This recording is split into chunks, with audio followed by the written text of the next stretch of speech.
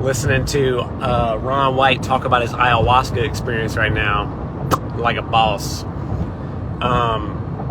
The answer to this question is I'm not exactly sure yet, and I'm under the assumption that if you've never made money before, like we're talking just abundance money, meaning like you had enough in the bank to where you just, it didn't matter if you worked the next day or the next week, or you had, let's say, 10,000, or you had 6 months worth, or 12 months worth, and you just had no concern for like if you worked anytime soon.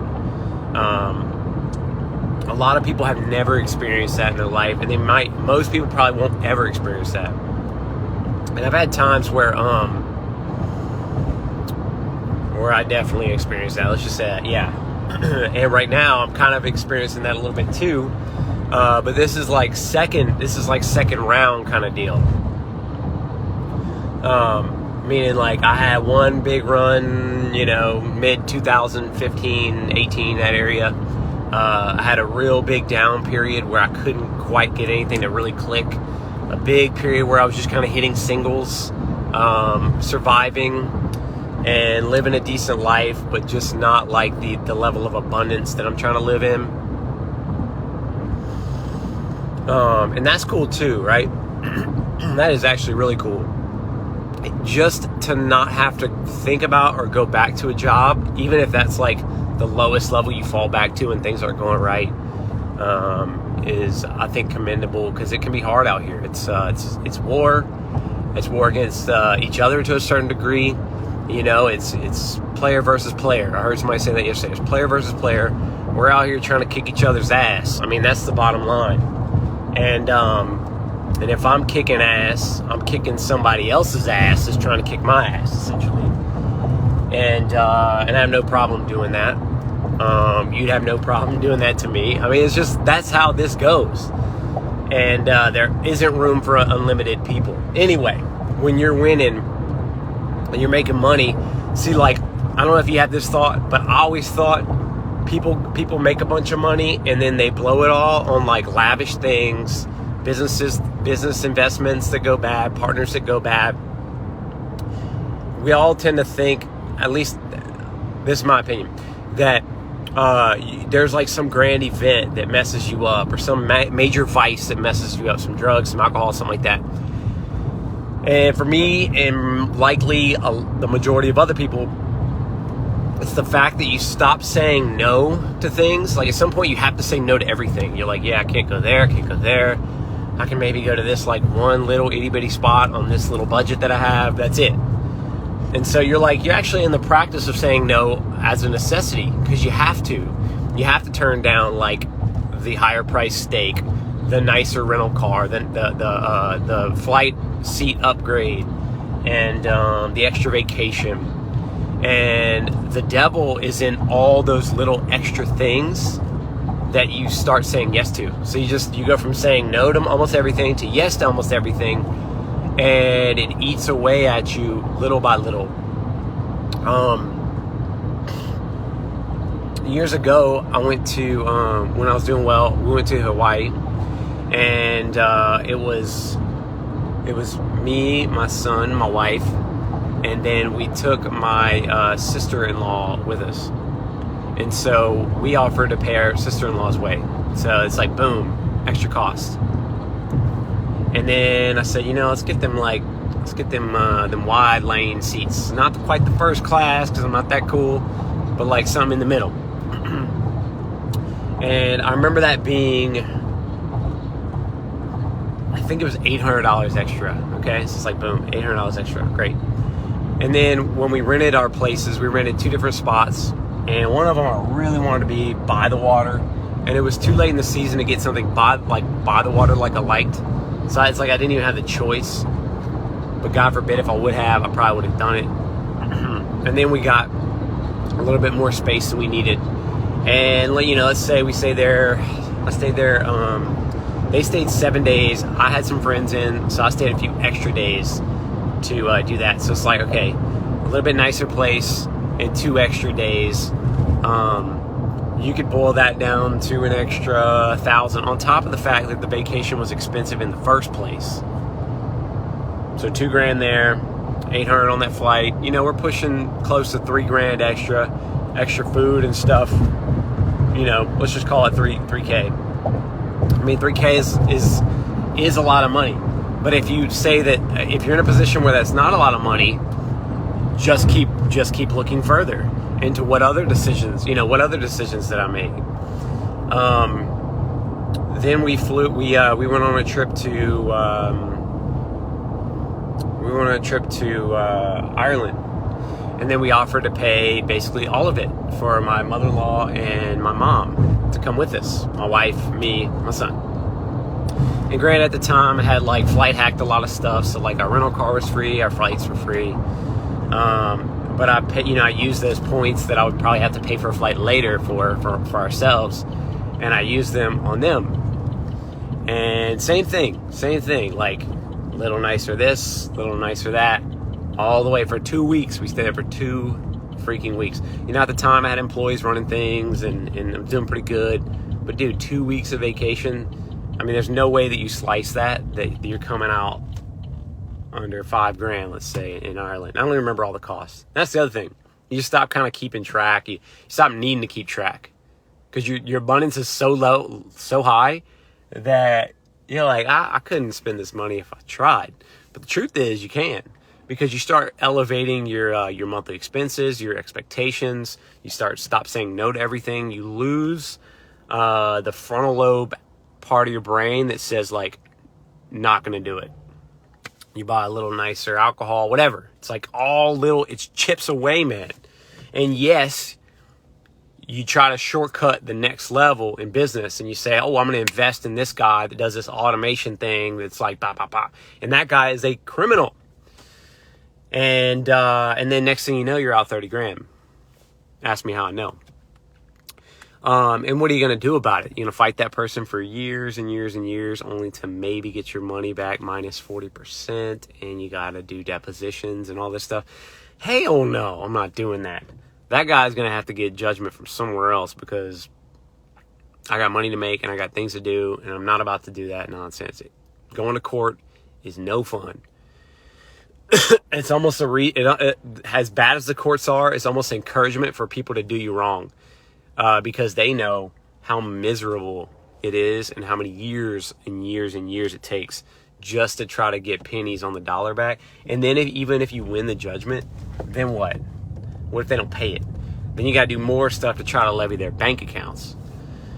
And then you got to assume they're not, savvy and smart, which most people that are criminals have already thought about this stuff. They've already been on this road. So then they've got like a bankrupted shell company. They've already got banking in different names. It's exhausting. It's exhausting to try to like pick up money that you lost. It just doesn't work. It doesn't make sense. You got much bigger, better fish to fry, but it can tear away at your soul, and it can mess you up. Confidence wise, it can just mess you up. So how do you not do this? And my solution this time around has been lower my expenses down to zero, as close as I can to zero. We moved back into our fifth wheel. We live on family property, and we're happy to, pay our way, do yard work, and we helped. My wife saved their life, our in-laws' lives. They had COVID and they were going to die, and she nursed them back to health because she's a doctor. So we're adding value there, and we're paying our bills that we've added. And always trying to offer them money, but they won't take it. But anyway, even if we were paying, let's say, half their mortgage, it would still be a drastic reduction in expenses. Cool thing is, we moved there with the intent of helping her with her hip surgery. We ended up finding the land behind them for sale. We bought that. We're about to start clearing out the land and getting on our own space. So you have to figure out how to either keep expenses low, or you have to lower them down to next to nothing. You have to have as long a period as possible where you start making more money, but your expenses don't increase at all. You don't buy new crap. You don't invest in new nonsense that's not an asset. and you don't start going on new vacations that are crazy as hell. Like, again, I just went on a vacation for a week. This time around, we stayed at a campground. I spent like $500 on camping expenses and maybe $200 on gas. And we ate all our meals from the campground, you know, sandwiches and things like that, fruit, all groceries that we had bought beforehand. And so we're still like vacationing on a budget.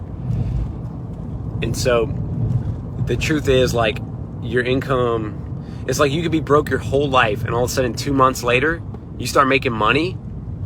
I don't know what you're saying, Robert. 2 months later you start making money, and all of a sudden you're acting like you've been making money your whole life and like it's never gonna go away. What the hell's wrong with you, you know? And I'm saying that kind of to myself. Like, that's how you start feeling like, yeah, I'm always gonna be making money. I've been making money since, you know, May.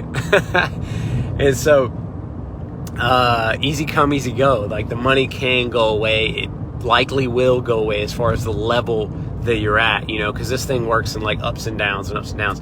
And the downs in entrepreneurship can be longer and more severe than anybody with a job, right? So your steadiness factor isn't always there.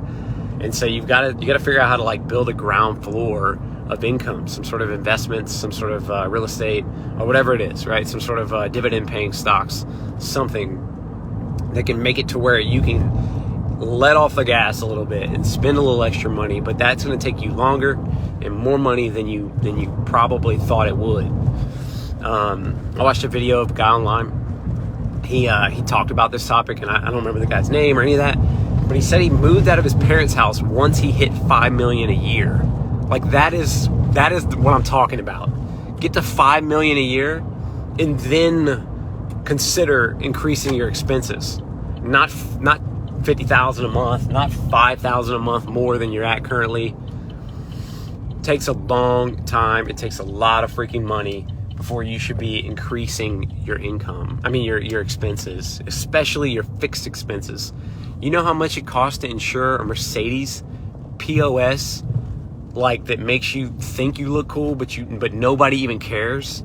Nobody cares. Nobody. The only people that care are the wrong people. It costs $800 a month just for the insurance. And then no telling what an oil change costs. They're telling what like headlights and brakes cost on that thing. Look, I got a paid off car, baby. I got a Chevy Volt. I bought it for 10 grand, salvage title, all cash, 23,000 miles. I put 125,000 miles on it and hadn't had the first lick of trouble on this thing. If you look at like cost per mile for running this car, you could beat that, but it'd be hard. That'd be like maxing the hell out. Pay all your crap off. And like, another thing is people say like, oh, well, you could pay your car off that's 3% interest, or you can invest it in a mutual fund that's 6%, or some bull crap like that. And it's like, well, that's assuming you're always going to make money, and you're not. Chances are you're just freaking not. And so you invest at least part of that in ensuring that when things do go bad, you have no bills. So when things went bad for me, I had no bills. I had a camper that was paid off. I had 3 vehicles that were paid off, all very practical vehicles. One to tow the camper, and one for my wife, and one for me. Total cost of our cars combined was like maybe $25,000. Both of them insanely good deals on a liability that's sometimes an asset, but it's not an asset in the sense of like it's not actively paying us money to have cars. It's just enabling us to make money. Anyway, in a roundabout way, it's an asset, but it's not an asset in like it's not generating you income. It's a sunk cost. So lowering them expenses, keeping them low, saying no to basically everything that you were previously saying no to, upping your income, focusing all your time on developing new skills, building new assets, and doing exactly what you're currently doing, having a ridiculous amount of savings. We're talking like 3 to 5 years. Robert says, set up life insurance, lend money to your LLC tax-free, and make money driving. driving a car. Yeah, that's an option. There's so many ways. There's so many ways. And none of those ways involve you acting like a fool, spending all your money, and acting like it's just going to be here unlimited for forever. And that's a good thought. That's some airy-fairy nonsense. It could happen. I've seen people just come up and then just keep on coming up and never stop. And I think that's fantastic too. I'm not that good. That does not happen for me.